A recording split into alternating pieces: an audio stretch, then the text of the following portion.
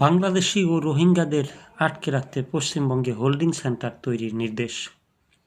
পশ্চিমবঙ্গে অবৈধভাবে অবস্থানরত বিদেশি নাগরিকদের চিহ্নিতকরণ এবং পুশব্যাকের প্রক্রিয়া জোরদার করতে এক বড় পদক্ষেপ নিয়েছে রাজ্য সরকার।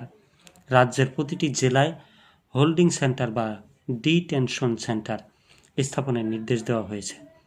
গত শুক্রবার পশ্চিমবঙ্গ সরকারের স্বরাষ্ট্র ও পার্বত্য বিষয়ক মন্ত্রণালয়ের সচিবের পক্ষ থেকে এই সংক্রান্ত একটি জরুরি আদেশ জারি করা হয়।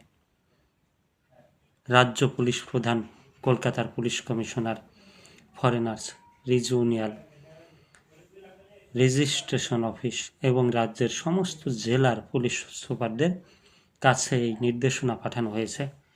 ভারতীয় সংবাদ মাধ্যম দ্য ইন্ডিয়ান এক্সপ্রেসের প্রতিবেদন সূত্রে এই তথ্য জানা গেছে। সরকারি আদেশে বলা হয়েছে, ভারতে অবৈধভাবে বসবাসের দায়ে আটক হওয়া বাংলাদেশি ও রোহিঙ্গা নাগরিকদের নিজ দেশে ফেরত পাঠানোর প্রক্রিয়া সহজ করতে এই উদ্যোগ নেওয়া হয়েছে। কেন্দ্রীয় স্বরাষ্ট্র মন্ত্রণালয়ের নির্দেশিকা অনুযায়ী অবৈধভাবে অনুপ্রবেশের দায়ে আটক বিদেশি নাগরিক এবং সাজা শেষে দেশে ফেরার অপেক্ষায় থাকা বিদেশি বন্দীদের রাখার জন্য প্রতিটি জেলায় জরুরি ভিত্তিতে হোল্ডিং সেন্টার বা ডিটেনশন সেন্টার গড়ে তোলার উপযুক্ত ব্যবস্থা গ্রহণ করা হোক।